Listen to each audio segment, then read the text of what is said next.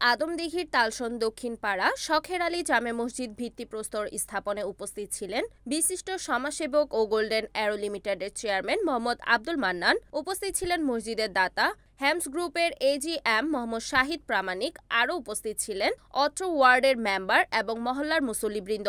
এই সময় মরহুম শখের আলীর জন্য দোয়া করা হয় এবং ওনার আত্মার মাগফিরাত কামনা করা হয়।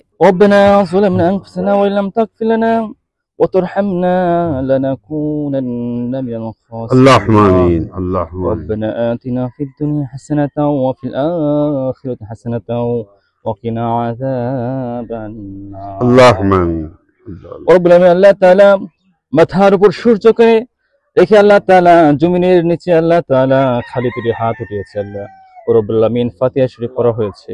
আল্লাহ তাআলা কবরকে সালাম দেওয়া হয়েছে। আল্লাহ তাআলা দুরূদ শরীফ পড়া হয়েছে। আল্লাহ তার ভুল ত্রুটি হয় আল্লাহ তাআলা মাফ করে দিয়ে কোটি কোটি গুণ বাড়াইয়া দিয়ে সোনার মদিনা জনাবে মুহাম্মদ মুস্তাফা সাল্লাল্লাহু আলাইহি ওয়াসাল্লাম পৌঁছে দাও। দক্ষিণ পাড়া মহল্লাবাসী, আমার শখের চাচা, মরহুম শখের চাচা যে মসজিদের একটা ওসিয়ত করে গেছিল, সেই ওসিয়তটা আজকে ওনার ছেলেরা পূরণ করলো। আসলে বিষয়টা হলো, আমাদের বাবা বলছিল যে এটা একটা মসজিদ করার জন্য। আমরা অনেক আগে থেকে বলছিলাম। আর সবচেয়ে বড় ছিল হলো আমাদের পাড়া প্রতিবেশীদের একটা রিকোয়ারমেন্ট ছিল যে এখানে একটা মসজিদ অনেক দূরে। তাহলে হয়তো আজকে থেকে আমরা কাজ শুরু করব। আমি শুধু একটা বলবো, সবাই পজিটিভনেস থাকবেন, মানে পজিটিভ থাকবেন। একটা মানে কথা বলে বিভিন্ন রকম অ্যাঙ্গেলে যায়, পজিটিভ থাকবেন, সবাই সহযোগিতা করবেন। এই পৃথিবীটা আসলে কিছুই না, সবাই আমরা কিন্তু একা আসছি, একা যেতে হবে। মাত্র কয়েকটা দিনের জন্য মায়া। ইনশাল্লাহ সবাই ভালো থাকবেন।